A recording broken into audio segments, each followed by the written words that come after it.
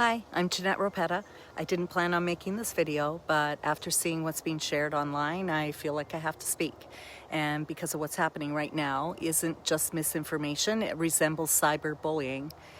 A mocking video is circulating, it's minimizing what I experienced, and that's not okay. It's not something I'm willing to stay silent about.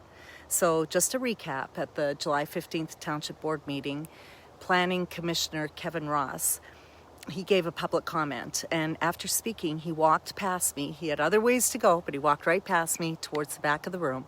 I was seated at the time. I was leaning forward, and I was quietly whispering into my phone as I was live streaming. And just when I thought he passed me, I had a moment of relief that he was out of my line of sight. He suddenly turned around, and according to the video, he lunged at me, and he whispered in my ear, "Yeah, that's right." I immediately shouted, "Get out of my face." He took me by complete surprise. My whole body reacted. I yelled and I pulled back quickly. I felt his presence, and whether it was his breath, his body heat, or just a sense of someone who has repeatedly harassed and demeaned me getting far too close, in that moment, I was startled and I was overwhelmed and I felt completely unsafe. And it felt like he touched me. Now, when you watch that video that was FOIA'd, it shows that he didn't touch me, but I'm telling you, it felt like he touched me, and the fear was real. It hit me like a wall. And since then, the township has failed to respond. No apology, no consequences, no statement from any official acknowledging that something inappropriate even happened. But that's not all. Now a few residents, including people who support Kevin, are circulating these mocking videos, trying to make me look crazy. And people who know nothing about the situation, and well, actually even people who do know what happened, are calling me a liar, an exaggerator, that I'm toxic, suggesting I imagined the whole thing. They're trying to discredit me, and they're using this one moment to do it as they support someone like this. This was calculated intimidation. It was an act meant to get a reaction from me, and Kevin Ross has a long history of hostility towards me and my husband Chris and our close friends. Now his laptop history shows him engaging in a texting thread about residents, including suggestions that a resident should drink bleach. He spread lies about us online, saying that my husband has done illegal things.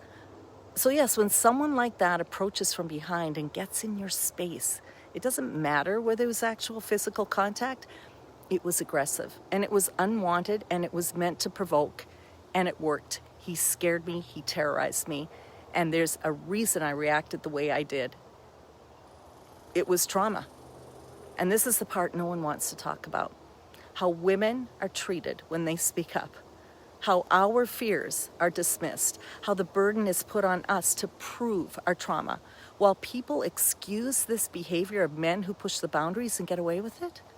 There's countless women who've experienced moments like this, and you probably know of one. You know, she might even be your friend, your sister, your mom. This isn't the first time I've been targeted. Over the last few years, I've endured public shaming, name-calling. The township has even released information about me with no redaction of my personal information.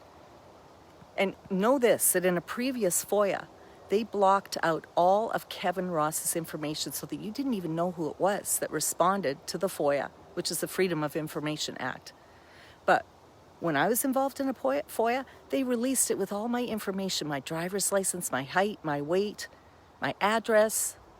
So they're protecting the people they want to protect, and they're not protecting those that they don't want to protect. And this brings me to one more thing, and it speaks volumes.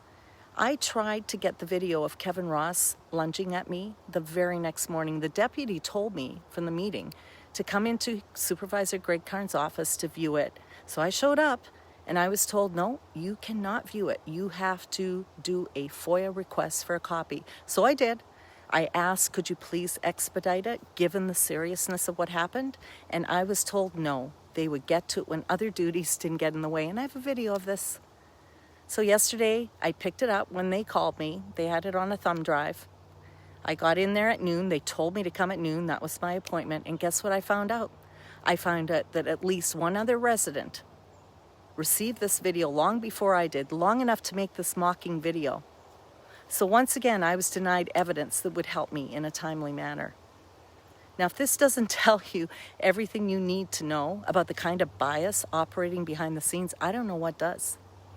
And as far as I know, Kevin Ross has not even received the citation on this. Why hasn't he? When this is recorded on video, when the whole board saw it. Why did the supervisor refuse to talk to me after it happened when I clearly asked him, Greg, help me?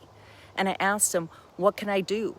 Why wouldn't the supervisor speak to me that night and hear my side of the story? In fact, he's never asked me for my side of the story, and I'm going to continue doing what's right because, if that means I have to keep asking questions, then I'm going to. I'm going to demand the truth. I'm going to stand up for myself and stand up actually for all of you because, you know what? Next time it could be you. It could be your child, your parent. This isn't right. It has to stop.